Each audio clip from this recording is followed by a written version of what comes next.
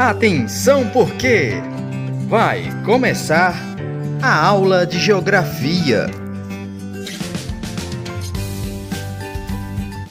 Oi pessoal, sou o professor Lucas de Geografia. Vamos iniciar nossa aula 8 para o sexto ano e o EJA 3. Gostaria que vocês pegassem seus cadernos, seus lápis, suas canetas para iniciarmos nossa aula. Vamos começar com a correção das atividades da aula 07, a aula anterior. A primeira questão foi tratada resumidamente o que são mudanças climáticas. São alterações provocadas no clima a partir de mudanças nas temperaturas das médias globais, nos regimes de chuva e na cobertura vegetal. Então, pessoal, toda vez que tem uma mudança na temperatura nas médias globais, há uma mudança climática nos regimes da chuva e nas coberturas vegetais. A segunda questão foi tratada da seguinte forma: a imagem exposta representa uma consequência das mudanças climáticas no planeta. E qual? A resposta seria secas prolongadas. Toda seca, quando ela é prolongada, ela significa que houve uma mudança climática. Terceira questão: analise as alternativas abaixo e marque a única que não é uma consequência da alteração na temperatura média do planeta. A resposta seria a alternativa C, o uso de celulares. Então, o uso de celulares ele não influencia na mudança climática. A quarta questão é a seguinte: o efeito estufa, segundo teoria mais aceita pela comunidade científica, vem contribuindo para a elevação de média das temperaturas no planeta. Esse fenômeno é um processo. A resposta seria a alternativa A, natural, porém tem sido intensificado pela ação humana. Então, a ação humana na sociedade, ela vem intensificando a cada dia o efeito estufa, através de queima de combustíveis fósseis, através da poluição. Tudo isso é um atributo para o efeito estufa. E a quinta questão, ela diz o seguinte: analise as alternativas abaixo e marque aquela que não indica uma forma de deter o avanço das mudanças climáticas. A resposta seria a alternativa B, aumentar o uso de combustíveis fósseis. Caso você aumente o uso de combustíveis fósseis, o efeito estufa ele vai aumentar mais e não vai diminuir. O conteúdo da nossa aula de hoje vai ser bacias hidrográficas, morfologia e localização, usos da água no ambiente urbano e rural. Primeiramente, vamos saber o que é bacias hidrográficas. Bacia hidrográfica é a área ou região de uma drenagem de um rio principal e seus afluentes. É a porção do espaço em que as águas das chuvas, das montanhas, subterrâneas e de outros rios escoam em direção a um determinado curso de água, abastecendo. Isso significa o quê? Que existe um rio principal e seus afluentes que derramam suas águas no rio principal. Com isso, toda essa região e seu lençol freático forma uma bacia hidrográfica. Vejam na imagem. O rio tem sua origem na nascente, no topozinho da montanha. É abastecido por os afluentes, que é um rio menor que deságua no rio principal. Também existem os interfúvios, que são as áreas mais elevadas, servindo de divisão da bacia hidrográfica. Existe o leito do rio, que é ocupado pela água, e a sua foz, onde a água do rio deságua.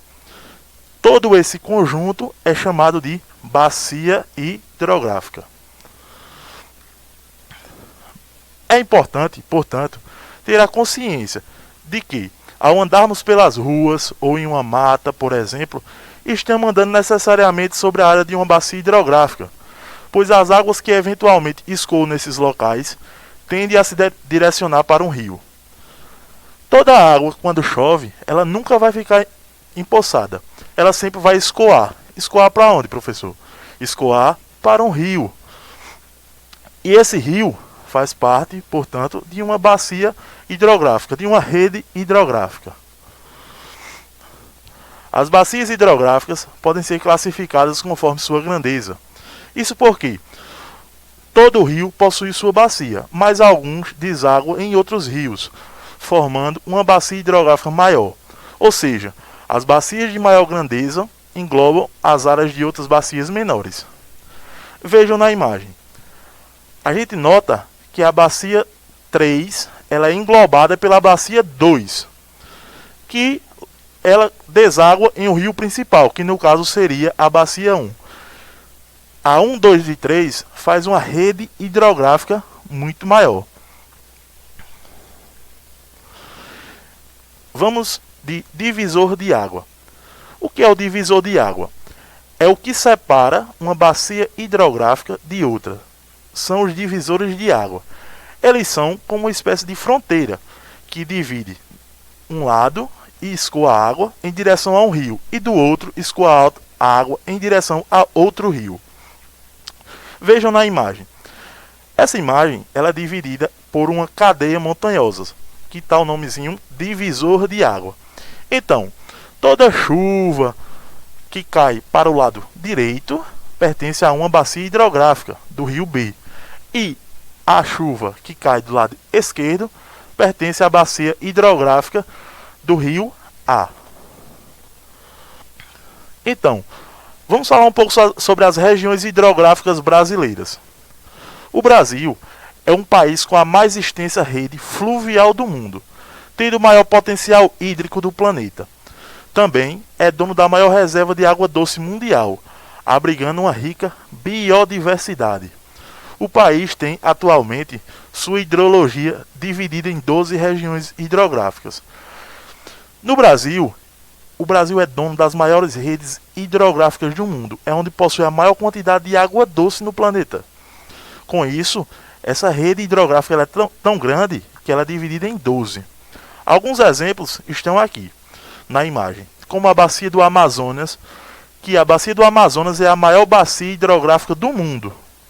Depois tem a do Tocantins, do Amapá.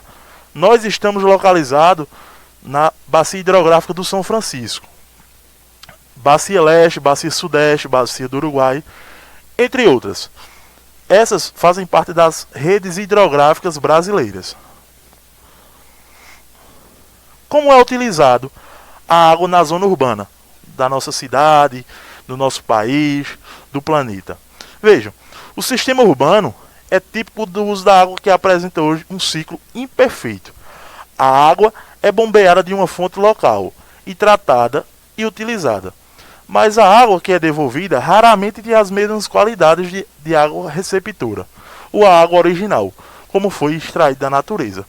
E nós notamos isso através de que, vejam, quando recebemos a água da nossa casa, ela vai chegar limpinha, tratada, organizada, mas quando devolvemos ela para a natureza, a gente vai devolver de forma de saneamento, de esgoto. E quando chega no rio, ela não é mais tratada. Por isso é um ciclo imperfeito. Ela vem para ser utilizada, mas não sai, não é devolvida para a natureza do jeito que foi recebida. As águas urbanas geralmente incluem um abastecimento de água e saneamento. Nessa perspectiva, o saneamento envolve a coleta e o tratamento de efluentes domésticos, industriais, e não inclui drenagem urbana, gestão dos resíduos sólidos. Para essa perdura uma visão desatualizada da gestão da água urbana na cidade. Vocês podem analisar isso nas imagens. A torneira saindo uma água limpinha e do esgoto saindo água suja. Isso significa que a água não é tratada da maneira que recebemos, e sim sai com resíduos sólidos. Na zona rural, levar o abastecimento não é uma tarefa simples. Há diversos fatores que dificultam a prestação de serviço para a população que reside no campo, como o saneamento para essas regiões, alternativa e o tratamento de esgoto. Isso significa o quê, pessoal? Que essas zonas rurais não têm uma rede de saneamento. Para isso, eles é necessário construir o quê? Fossas, para jogar seus resíduos sólidos nela. E também não é fácil ter uma rede de abastecimento nessas regiões, por inúmeros fatores, pela localização, pela dificuldade de chegar essa questão do tratamento da água. A agricultura é uma atividade que demanda o uso da água para a cultura dos alimentos e a manutenção das lavouras em diferentes regiões do mundo. Pelo menos 30 milhões de pessoas moram na zona rural. No Brasil, cerca de 30 milhões de pessoas ainda moram na zona rural. E vejam, é necessário e se faz necessário da agricultura para colhermos alimentos que serão utilizados no nosso dia a dia. Por isso, a água nessas regiões são de fundamental importância para a manutenção da lavoura. Porque sem ela, como é que vai chegar nossos vegetais? Alguns alimentos, como queijo, por exemplo, que precisa disso aí, que também leva em conta a pecuária. Então, pessoal, vamos ter um uso consciente da água. Vejam, a agricultura ela é necessária para a sociedade. De fato, sem ela não é possível produzir a maioria dos alimentos e dos produtos primários. Hoje em dia, existe infraestrutura e tecnologias que objetivam reduzir o desperdício de água. Uma técnica mais simples e bastante difundida é a construção de reservatórios. O objetivo é armazenar água para utilizar tanto na irrigação quanto para outros fins, como na hidratação de animais. Vejam, em alguns sítios, algumas zonas rurais, as pessoas constroem caixas para quê? Para armazenar água e no futuro e no dia a dia utilizar essa água de uma forma consciente, de uma forma que economize-se água no dia a dia. Vejam, a gente vê duas imagens aqui, isto sim e isto não. Na primeira do isto não, a gente vê que o esgoto não é tratado, é jogado em um córrego, que esse córrego no futuro vai desaguar em um rio. No isto sim, a gente vê que os resíduos sólidos que saem da cidade, ela vai para uma estação de tratamento de esgoto, certo? E depois vai para o rio.